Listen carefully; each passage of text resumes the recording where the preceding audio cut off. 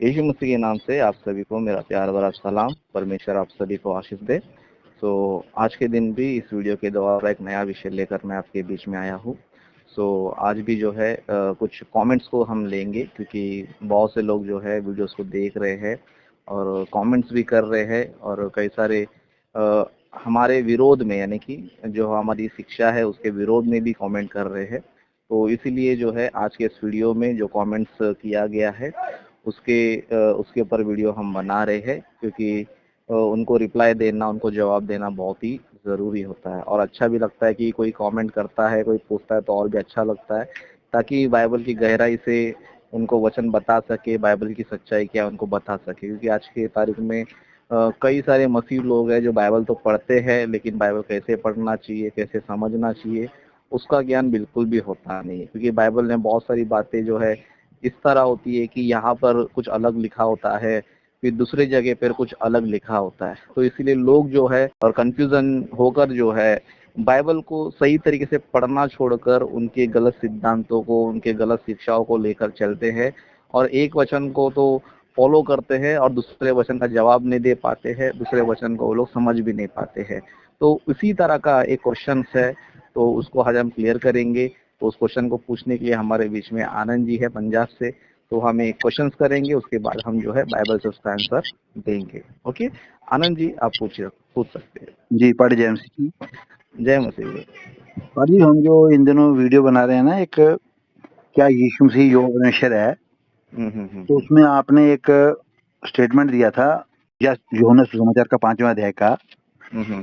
तो उसमें 5वां अध्याय में यीशु मसीह का स्टेटमेंट है कि किसी ने परमेश्वर को ना तो देखा है ना उसका शब्द सुना है। लेकिन अभी एक 7 डे चर्च वाला एक कमेंट कर रहा है बंदा, वो कह रहा है कि पुराने नियम में बहुत से जगह पर परमेश्वर का शब्द भी सुना है, जैसे मूसा से परमेश्वर ने बात किया, है ना, याकूब से बात किया, और वहां पर लिखा कि वो उसने परमेश्वर को देखा भी है ना, जिस तरह वचन में हम देखते हैं कि परमेश्वर ने मूसा को झाड़ी के रूप में दर्शन दिया है ना। तो अभी क्या ऐसा हो सकता है कि यीशु मसीह खुद स्टेटमेंट दे रहे हैं कि परमेश्वर को किसी ने नहीं देखा और ना उसका शब्द सुना है, तो फिर तो बाइबल गलत हो जाएगा। अभी हमने उस भाई को वचन से ही बताना है कि बाइबल क्या कहती है ना। पर हम फिर ये कैसे सीखेंगे या हम कैसे समझे कि कौन सा स्टेटमेंट सही है? क्या यीशु मसीह झूठ बोल रहे हैं या फिर पुराना नियम में जो लिखा है वो गलत है, या दोनों में से सच्चाई क्या है, ये बताइए थोड़ा। बहुत ही अच्छा आपने पूछा, और सबसे अच्छी बात है कि आपको समझ में आया कि अगर पुराने नियम में, अगर समझो पिता ने, यहोवा परमेश्वर ने अगर मूसा नबी से, है ना, भविष्यवक्ताओं से, सभी लोगों से अगर बातें किया है, तो यहाँ पर नया नियम में यीशु मसीह स्टेटमेंट क्या हो जाएगा? गलत हो जाएगा। ओके, बहुत अच्छा पॉइंट आपने पकड़ा। लेकिन यही जो है नॉलेज जो है, जो बंदा कमेंट कर रहा है 7th डे वाला, उसको नहीं आया है ना। क्योंकि अगर उसको आता समझो तो ये बंदा जो है बिल्कुल वो कमेंट करता ही नहीं था। ओके, लेकिन आपको आया, बहुत बड़ी बात है। परमेश्वर आपको आशीष करे। और मैं चाहता हूँ कि जितने भी लोग ये 7th डे वाले या फिर कोई भी, जितने भी सारे गलत शिक्षा फंसे हुए लोग हैं, बाइबल को जो है इसी तरह पढ़ना चाहिए कि अगर एक वचन इस तरह लिखा है, दूसरा वचन इस तरह लिखा है, तो गलत कौन हो जाएगा? परमेश्वर हो जाएगा जी। लेकिन बाइबल का भी गलत नहीं हो सकता, परमेश्वर का भी गलत नहीं हो सकता है। बस हमें उसको समझने का ज्ञान होना चाहिए, उसको सीखने का हमारे पास एक मेथड होना चाहिए, तभी हमें वो सही तरीके से समझ में आएगा। ओके, अभी 7th डे वाले कमेंट मैंने ही पढ़ा। अभी वो ये बोल रहा है कि तुम कहते हो कि यूहन्ना 5:37 में कि परमेश्वर का शब्द किसने सुना नहीं है, परमेश्वर का रूप किसने देखा नहीं है।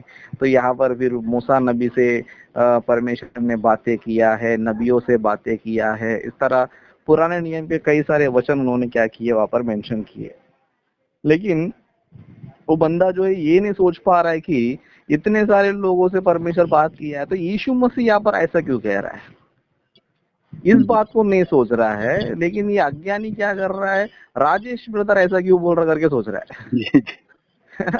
तो इनकी अज्ञानता, इनका जो नॉलेज का लेवल है, इनके कमेंट से हमें पता चलता कि इनको कुछ भी नॉलेज नहीं है। जैसे 7th डे वाले के पास कुछ भी, जरा सा भी नॉलेज नहीं है। इनका इन्होंने सबसे पहली बात अपना चर्च का नाम ही सेवेंथ डे रखा, यानी कि इनको बाइबल का नॉलेज बिल्कुल है ही नहीं है। जी जी। ओके, अभी हम जाएंगे क्वेश्चन पर कि ऐसा क्यों लिखा है। पुराने नियम में परमेश्वर ने कई सारे लोगों से बातें किया, फिर नया नियम आने के बाद यीशु मसीह इस तरह क्यों कह रहे बोलेगा, तो बाइबल को जो है हम गहराई से पढ़ना चाहिए।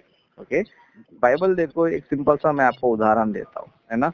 अभी हम बाइबल को बोलते हैं, किसने लिखा है, हम परमेश्वर का नाम लेते हैं, है ना, कि बाइबल जो है परमेश्वर का ग्रंथ है, परमेश्वर ने बाइबल को लिखा है, इस तरह हम लोग बोलते हैं, है ना, नॉर्मली हम बोलते हैं। लेकिन क्या परमेश्वर ने खुद अपने हाथों से बाइबल को लिखा है, उत्पत्ति से लेकर प्रकाशित वाक्य तक? नहीं लिखा है। लेकिन मतलब परमेश्वर ने खुद अपने हाथों से पूरी बाइबल नहीं लिखा है, लेकिन परमेश्वर ने जो है नबियों को काम सौंपा और नबियों ने जो है परमेश्वर की बातों को लिखा। लेकिन हम बार बार प्रचार क्या करते हैं कि परमेश्वर ने बाइबल को लिखा है, परमेश्वर ने हमको बाइबल दिया है।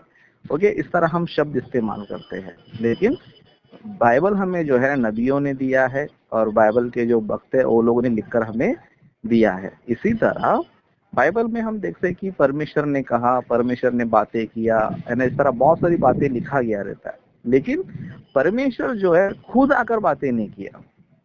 इस बात को समझना चाहिए। जिस तरह हम बाइबल को बोलते हैं कि परमेश्वर ने लिखा है, लेकिन इसका मतलब ये नहीं होता कि परमेश्वर ने खुद लिखा है, इसका मतलब ये नहीं होता है। इसका मतलब ये होता है कि परमेश्वर ने अपने भक्तों के द्वारा हमें परमेश्वर ने अपने भक्तों के द्वारा हमें लिखकर दिया है। उसी तरह परमेश्वर भी खुद आके बातें नहीं करता है, परमेश्वर जो है अपने दूतों को भेजकर क्या करता है, बातें करता है। और पुराने नियम में भी जो है यही हुआ है ना, मूसा नबी के पास और जितने भी सारे पुराने नियम में जो भक्त लोग हैं उन सभी के पास जो है परमेश्वर ने स्वर्गदूतों को भेजा। जैसे कि मैं आपको जो है कुछ बातें बताता हूँ, है ना। आपके पास बाइबल है तो एक बार जो है फिर तो एक काम निकालिए आप। फिर तो एक काम 7वां अध्याय 30 वचन एक बार पढ़िए। जब पूरे 40 वर्ष बीत गए तो एक स्वर्गदूत ने सीनै पहाड़ के जंगल में उसे जलती हुई झाड़ी की ज्वाला में दर्शन दिया। हाँ, मतलब ये बंदा जो है जो क्वेश्चन कर रहा था सेवेंथ डे वाला कि मूसा नबी से परमेश्वर ने बातें किया है, अभी निर्गमन में हम देखेंगे तो वहां पर क्या नजर आएगा हमें कि यहोवा परमेश्वर ने बातें किया। ओके, और निर्गमन में भी क्लियर है कि दूत भी लिखा है और यहोवा भी लिखा है। क्यों बोलेगा तो दूत को परमेश्वर ने ही भेजा, इसलिए लिखा है। ओके, तो नया नियम में जो है यहाँ पर क्लैरिटी बता रहा है कि झाड़ियों में किसने दर्शन दिया है, स्वर्गदूत ने दर्शन दिया है। ओके, स्वर्गदूत में झाड़ियों में जो है स्वर्गदूत ने आके दर्शन देके मूसा नबी से क्या किया है, बातें किया है ना। उसी तरह सीनै पहाड़ पे भी परमेश्वर ने क्या किया, मूसा नबी से बात किया करके हमें पुराने नियम में हमें नजर आता है व्यवस्था में। ओके, इसी विषय को अभी 7 का 36 वचन से आप पढ़िए, 36 से। यही व्यक्ति मिस्र और लाल समुद्र और जंगल में 40 वर्ष तक अद्भुत काम और चिन्ह दिखा दिखाकर उन्हें निकाल आया। यह वही मूसा है जिसने इस्राएलियों से कहा, परमेश्वर मेरे भाइयों में से तुम्हारे लिए मुझसे एक भविष्यवक्ता उठाएगा। यह वही है जिसने जंगल में कलीसिया के बीच उस स्वर्गदूत के साथ सीनै पहाड़ पर उससे बात की और हमारे बाप दादाओं के साथ था। हाँ, मतलब यहाँ पर किससे बात किया सीनै पहाड़ पर? स्वर्गदूत के साथ। स्वर्गदूत के साथ। स्वर्गदूत क्यों लिखा है? परमेश्वर लिखना चाहिए ना नया नियम में। जी। पुराने नियम में तो यहोवा परमेश्वर आया करके लिखा है, अभी नया नियम में स्वर्गदूत करके लिखा है ना। तो यहाँ पर जो है ना हमें समझना जरूरी है कि परमेश्वर को जो है कभी किसी ने नहीं देखा है और न कभी देख सकता है।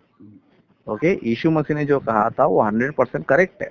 ना तुमने उसका रूप कभी देखा है, ना उसका शब्द तुमने कभी सुना है। तो पुराने नियम का ये जो ब्रदर है सेवेंथ डे वाला, जिसको बाइबल का ABCD भी नहीं पता है, उसको हम बताना चाहते हैं कि पुराने नियम में जो है परमेश्वर खुद आकर बातें नहीं किया है, परमेश्वर ने स्वर्गदूतों को भेजा है और स्वर्गदूतों ने क्या किया है, नबियों को बताया है। ओके, ये सिंपल सा जो है बाइबल में जो नॉलेज है इनको नहीं है। क्यों बोलते हैं लोग बाइबल पढ़ते ही नहीं है, बस ये इनकी झूठे पास्टरों की शिक्षाओं को सुनते रहते हैं, उनके प्रचारों को ही सुनते रहते हैं और उनकी लिखी हुई किताबों को ही पढ़ते रहते हैं, लेकिन बाइबल को पढ़ते नहीं है। बाइबल को पढ़ते नहीं है करके इनको इतना नॉलेज होता नहीं है। अभी नया नियम में हम देखेंगे, समझो नया नियम में कई सारे वचन है जहाँ पर लिखा है कि परमेश्वर को किसी ने कभी देखा ही नहीं, है ना। जैसे कि यूहन्ना सुसमाचार का पहला अध्याय 18 वचन में देखेंगे, वहां पर यूहन्ना जी जो है पवित्र आत्मा के प्रेरणा के द्वारा लिखते हैं। क्या लिखते हैं कि परमेश्वर को कभी किसी ने नहीं देखा है ना। अगर ये 7th डे वाले के हिसाब से जाएंगे, समझो अरे पुराने नियम में तो इसने देखा है, उसने देखा है, इसने देखा है, तो फिर यूहन्ना जी क्या हो जाना चाहिए, अभी झूठा हो जाना चाहिए, है ना। नया नियम क्या हो जाना चाहिए, झूठा होना चाहिए। ऐसा बोल सकते हैं कि हम लोग नहीं बोल सकते, नहीं बोल सकते। उस तरह पौलुस ने भी जो है पहला तीमुथियुस 6 का 16 में कहा है कि परमेश्वर को ना कभी किसी मनुष्य ने देखा है और ना कभी देख सकता है ना। तो अभी हम पौलुस के स्टेटमेंट को माने, यूहन्ना के स्टेटमेंट को माने, या फिर 7th डे वाले जिसको बाइबल का नॉलेज नहीं है इसका स्टेटमेंट माने। ओके, परमेश्वर को किसी ने देखा नहीं है करके यूहन्ना जी ने भी कहा है, यीशु मसीह ने भी खुद कहा है, ओके, पौलुस ने भी कहा है। ओके, तो इन्होंने जो लिखा है वो गलत हो सकता है क्या? नहीं हो सकता।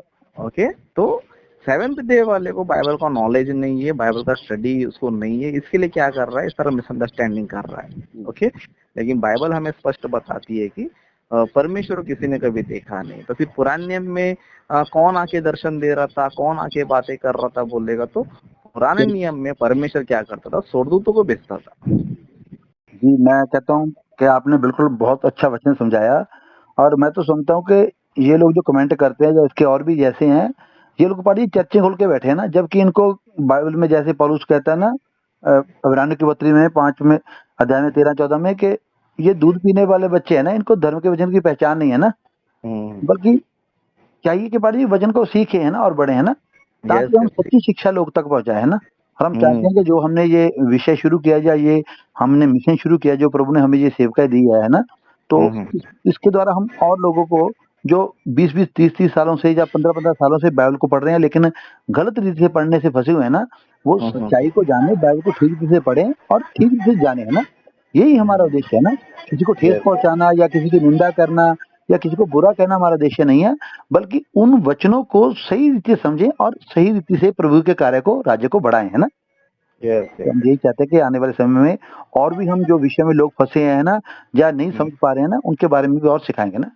आपका बहुत बहुत धन्यवाद करते हैं ना। ठीक है, तो अंत में ये कहना चाहता हूँ, जितने लोग को ये वीडियो पसंद आया है प्लीज आप लाइक कीजिए और जरूर जो है दोस्तों को शेयर कीजिए। और ये वीडियो आपको कैसे लगा आप कमेंट करके ही बता सकते हो, या कुछ पूछना चाहते हो तो आप कमेंट करके भी पूछ सकते हो, या कॉल करके भी पूछ सकते हो। ओके, परमेश्वर आप सभी को आशीष करे।